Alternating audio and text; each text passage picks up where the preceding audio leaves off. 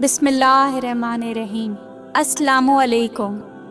कुरान में सूरह यूसुफ में अल्लाह ने यूसुफ अलैहिस्सलाम का वाक़या बयान किया है। यूसुफ अलैहिस्सलाम बच्चे थे जब उन्होंने अपने बाप याकूब अलैहिस्सलाम से ज़िक्र किया, अब्बा मैंने 11 सितारे और सूरज चाँद को ख्वाब में देखा है कि वे सब मुझे सजदा कर रहे हैं। याकूब अलैहिस्सलाम ने फरमाया कि मेरे बेटे, अपने इस ख्वाब का जिक्र अपने भाइयों से ना करना, ऐसा ना हो कि वह तुम्हारे साथ कोई फरेब करें। शैतान तो इंसान का खुला दुश्मन है। याकूब अलैहिस्सलाम को इल्म हो गया था कि अल्लाह ताला यूसुफ अलैहिस्सलाम को नबूवत और सरदारी बख्शेंगे। वो ये भी जानते थे कि यूसुफ अलैहिस्सलाम के भाई उनसे हसद करते हैं, इसलिए उन्होंने इस ख्वाब को पोशीदा रखने को कहा। यूसुफ अलैहिस्सलाम के 11 भाई थे। बिन्यामीन उनके सगे, जो कि एक माँ से पैदा हुए थे, बाकी भाई दूसरी माँओं से पैदा हुए थे। बिन्यामीन यूसुफ अलैहिस्सलाम से छोटे थे और वे उनसे हसद नहीं करते थे। बाकी भाई यूसुफ अलैहिस्सलाम से काफ़ी बड़े थे और वो सब यूसुफ अलैहिस्सलाम से चलते थे। यूसुफ अलैहिस्सलाम बहुत छोटे थे जब उनकी माँ की वफ़ात हो गई थी, इसीलिए याकूब अलैहिस्सलाम बिना माँ के छोटे बच्चों को ज़्यादा शफ़क़त देते थे। ये देखकर बाकी भाई उनसे जलते थे।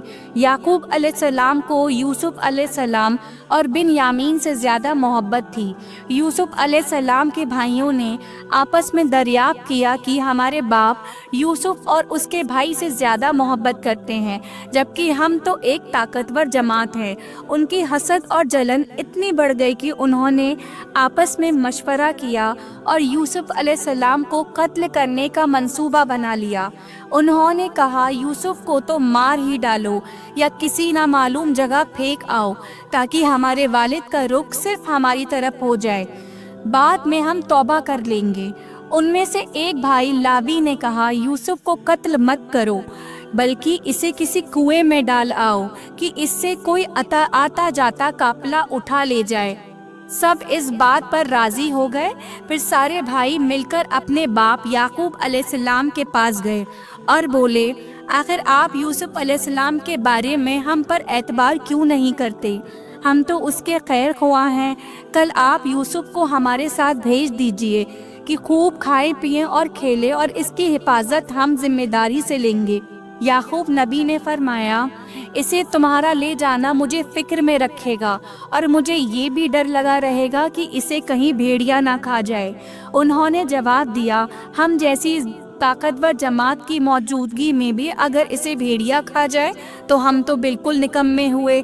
बेटों के बार बार इसरार करने पर याकूब अलैहिस्सलाम यूसुफ अलैहिस्सलाम को अपने भाइयों के साथ भेजने पर रजामंद हो गए।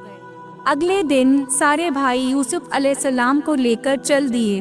रास्ते में उन्होंने यूसुफ अलैहिस्सलाम को खूब मारा पीटा और फिर एक कुएं में फेंक दिया। यूसुफ अलैहिस्सलाम कुएं में एक पत्थर पर गिरे और वो उस पर बैठ गए। यूसुफ अलैहिस्सलाम को ये यकीन नहीं आ रहा था कि उनके भाइयों ने उनके साथ ऐसा क्यों किया। अल्लाह ताला ने उस अंधेरे कुएं में यूसुफ अलैहिस्सलाम पर वही भेजी और उन्हें दिलासा दिया कि बहुत जल्द वो इस कुएं से निकल जाएंगे। यूसुफ अलैहिस्सलाम को कुएं में डालने के बाद वो सब रोते हुए अपने बाप के पास पहुँचे और कहने लगे, अब्बा जी, हम तो आपस में दौड़ में लग गए और यूसुफ को हमने सामान के पास छोड़ा था, बस उसे भेड़िया खा गया। आप हमारी बात नहीं मानेंगे, पर हम सच्चे हैं। सबूत के तौर पर वो यूसुफ अलैहिस्सलाम के कुर्ते पर झूठ मूठ के खून लगा के लाए थे, जो उन्होंने अपने बाप को दिखाया। याकूब अलैहिस्सलाम ने फरमाया, ये सच नहीं है, बल्कि तुमने अपनी तरफ से बात बना ली है। बस सब्र ही बेहतर है और तुम्हारी बनाई हुई बातों पर अल्लाह से ही मदद तलब की जा सकती है। याकूब अलैहिस्सलाम ने फरमाया, भला बताओ वह कैसा भेड़िया था जो मेरे बेटे को तो खा गया, कुर्ते को बिल्कुल नहीं फाड़ा। बार बार पूछने पर भी भाइयों ने सच नहीं बताया। सफ़र करता हुआ एक काफिला आया और उन्होंने पानी के लिए एक शख्स को भेजा। उसने अपना ढोल कुएं में लटका दिया। यूसुफ अलैहिस्सलाम उस ढोल में बैठ गए। उन्होंने जब ढोल निकाला تو اس میں ایک خوبصورت لڑکا آیا۔ وہ خوش ہو گئے کیونکہ اس زمانے میں غلاموں کی تجارت ہوتی تھی۔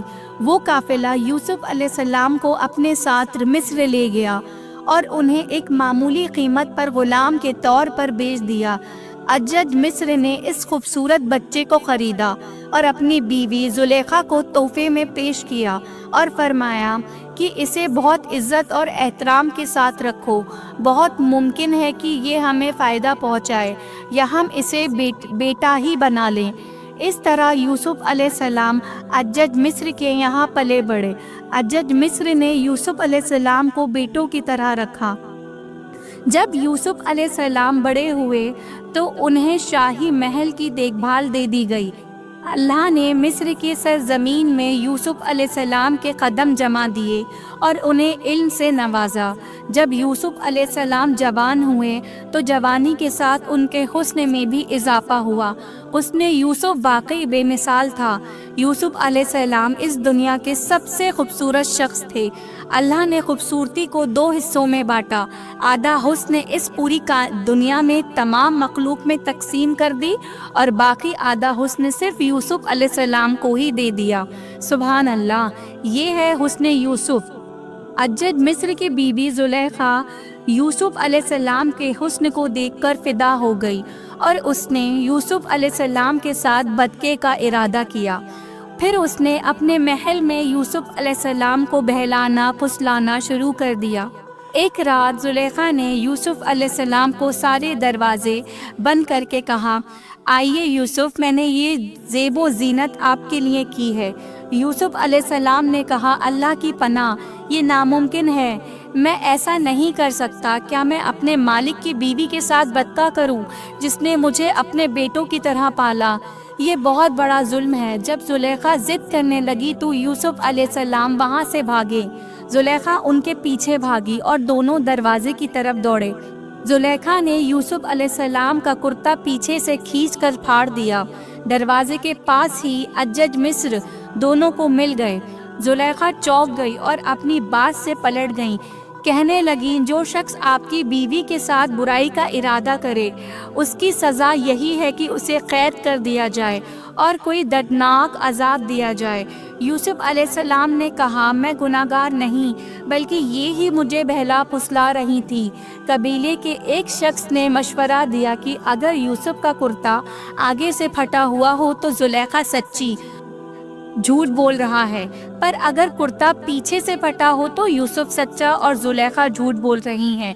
جب حجاج مصر نے یہ دیکھا کہ یوسف علیہ السلام کا کرتا پیچھے سے پھٹا ہوا ہے تو وہ بول اٹھے، یہ تو عورتوں کی چال بازی ہے، بے شک تمہاری چال بازی بہت بڑی ہے۔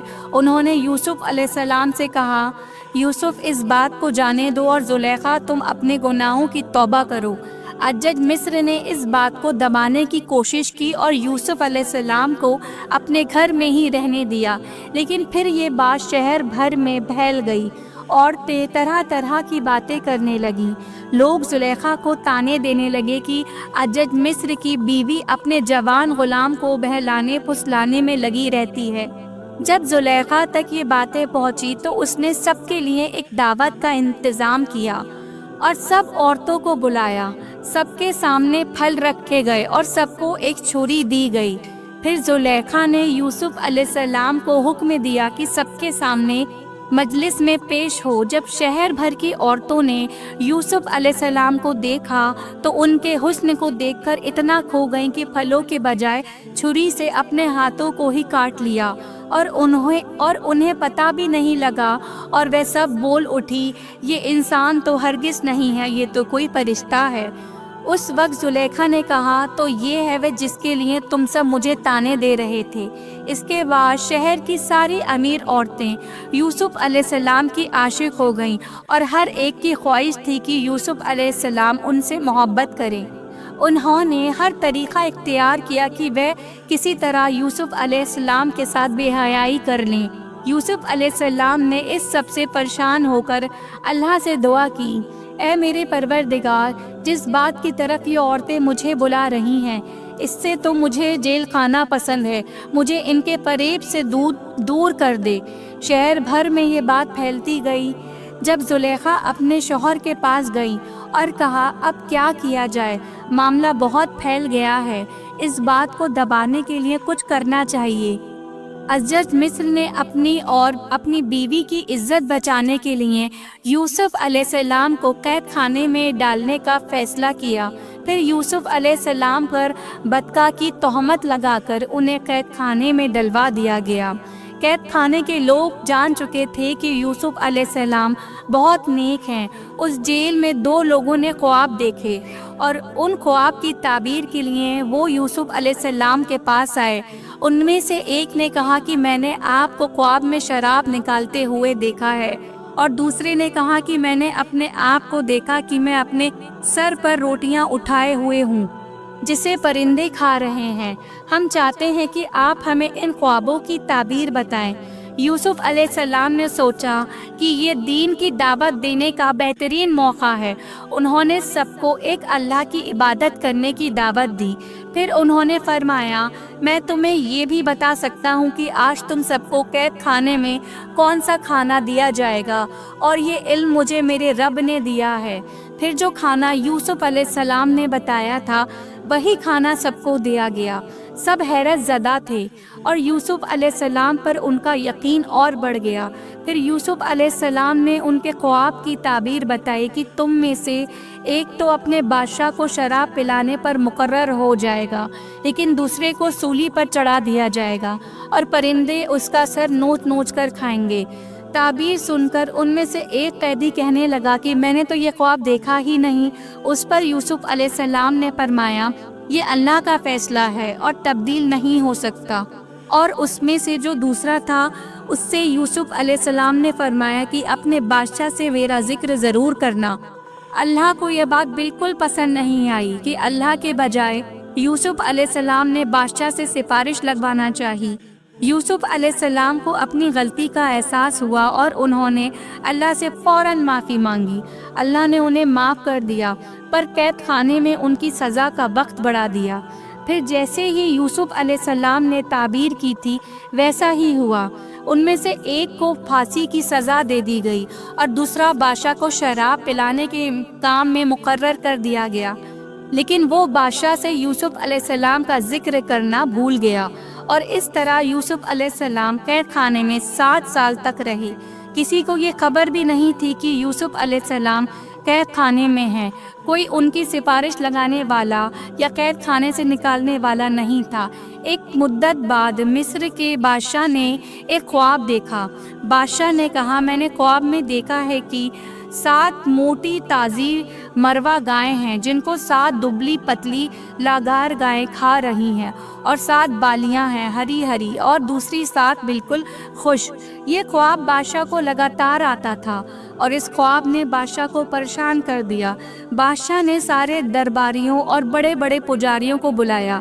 میرے اس خواب کی تعبیر بتاؤ۔ اگر تم خواب کی تعبیر بتا سکو تو۔ شہر کے نامی گرامی پجاریوں نے خواب کی تعبیر کرنے کی کوشش کری، پر وہ کچھ بھی تعبیر نہ کر پائے، اور بادشاہ سے یہ کہہ دیا یہ تو پریشان کرنے والا معمولی سا خواب ہے۔ پھر بھی بادشاہ کو یہ خواب لگاتار آتے رہے۔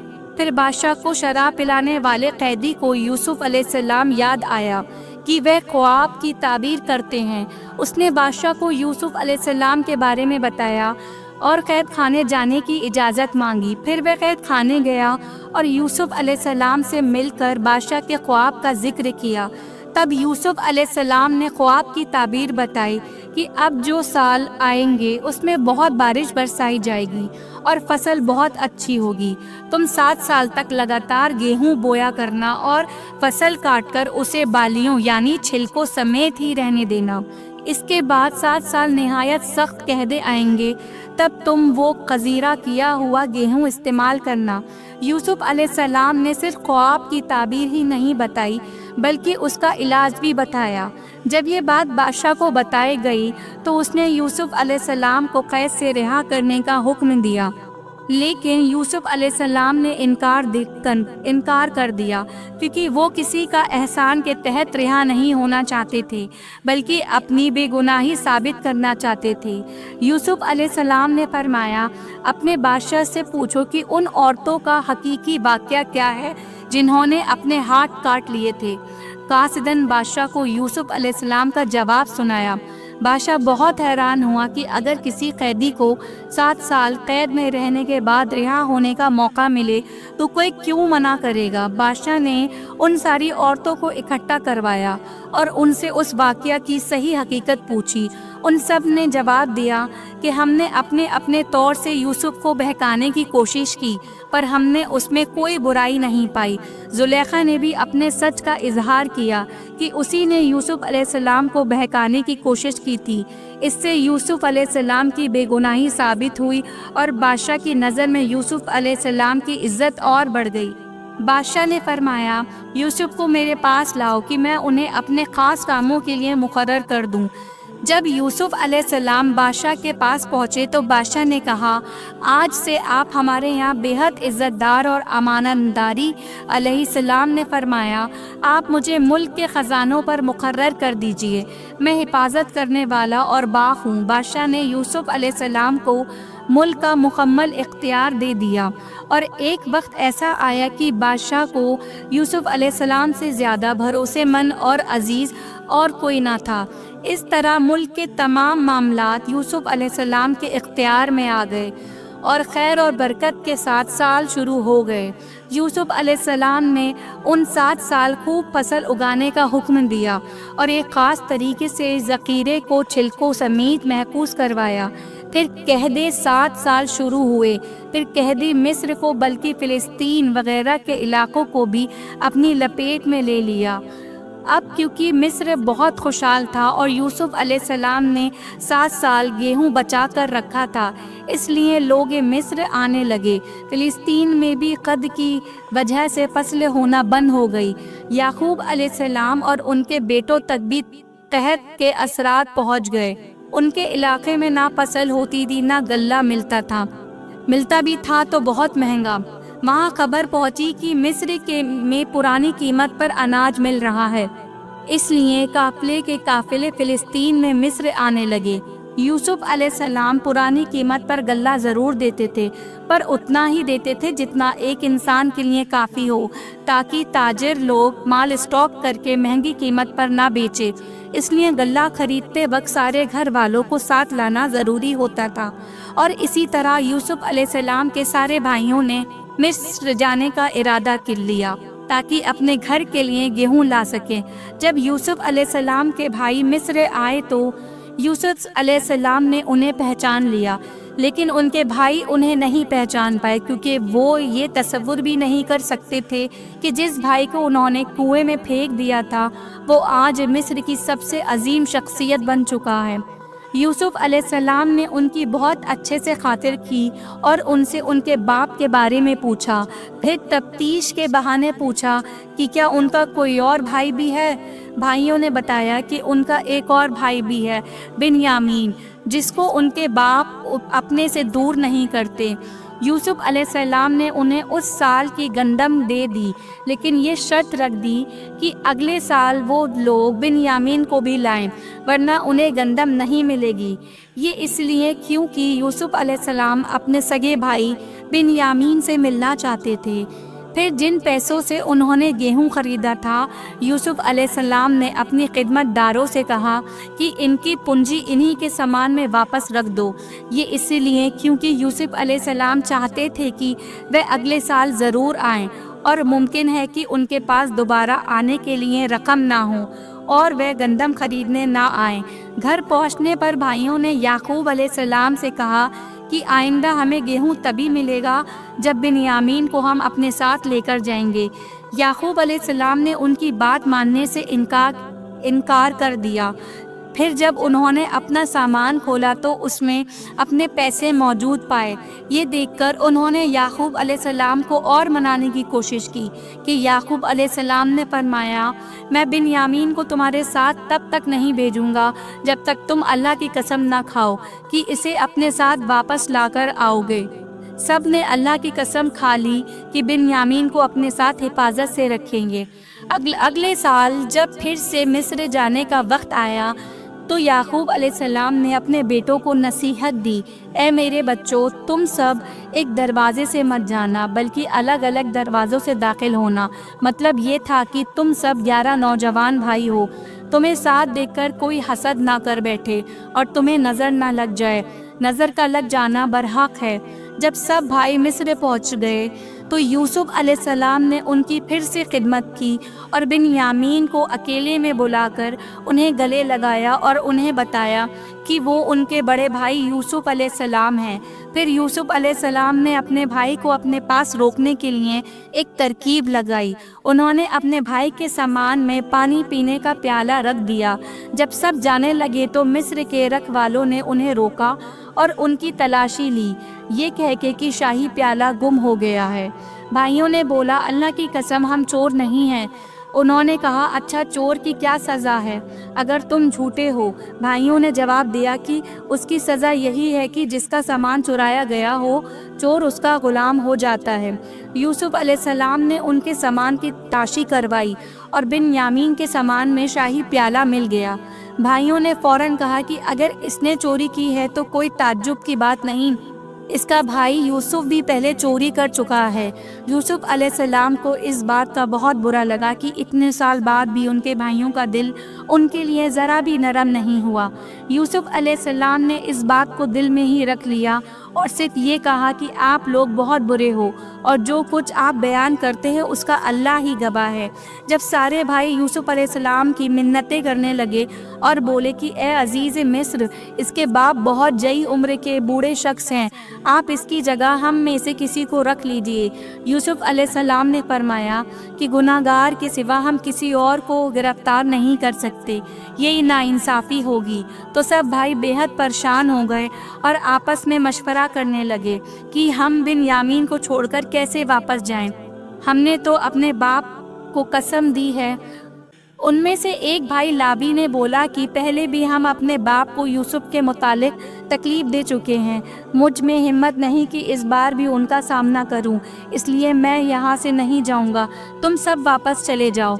जब सारे भाई फ़िलिस्तीन वापस पहुँचे तो बिन्यामीन के वापस ना आने पर याकूब अलैहिस्सलाम बहुत रंजीदा हो गए। यूसुफ अलैहिस्सलाम को वह पहले ही खो चुके थे और अब एक और बेटे बिन्यामीन की जुदाई उनसे बर्दाश्त नहीं हुई।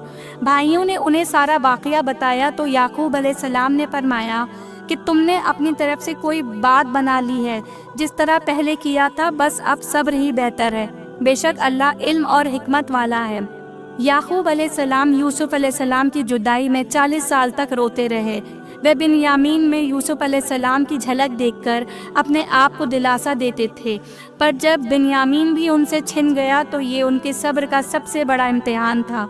यूसुफ अलैहिस्सलाम की याद में रो रो कर उनकी आंखें वैसी ही कमज़ोर हो गई थीं, लेकिन इस सदमे की वजह से वो इतना रोए कि उनकी बिनाई चली गई और उनकी आंखें सफ़ेद हो गईं। बिन्यामीन के ना आने पर उन्होंने बोला, हाय यूसुफ। ये सुनकर सारे भाई चिढ़ गए और बोले, आप हमेशा यूसुफ को ही याद करते रहोगे, यहाँ तक कि आप जान ही दे देंगे। इस पर याकूब अलैहिस्सलाम ने फरमाया, मैं तो अपने गम और तकलीफ़ का इज़हार अल्लाह ही से करता हूँ और अल्लाह ही की तरफ से वह बातें जानता हूँ जो तुम नहीं जानते। याकूब अलैहिस्सलाम ने फरमाया, मेरे बच्चों, तुम मिस्र जाओ और अज्जज मिस्र से बात करो और अल्लाह की रहमत से ना उम्मीद मत होना। वो सब फिर मिस्र पहुँचे और यूसुफ अलैहिस्सलाम से मिलकर कहने लगे, ए अज्जज मिस्र, हमें और हमारे ख़ानदान को दुख पहुँचा है। हमारे बाप बहुत बूढ़े हैं, आप उनकी जब उम्र पर रहम करिए और बिन्यामीन को हमारे साथ वापस भेज दीजिए। यूसुफ अलैहिस्सलाम ने उनसे पूछा, जानते भी हो कि तुमने यूसुफ के साथ किया क्या था? भाइयों ने हैरान होकर पूछा, क्या वाकई आप यूसुफ हैं? उन्होंने जवाब दिया, हाँ मैं यूसुफ हूँ और ये मेरा भाई बिन्यामीन है। अल्लाह ने हम पर फजल करम किया और जो भी सब्र करे तो अल्लाह किसी नेक शख्स का अज्र ज़ाया नहीं करता।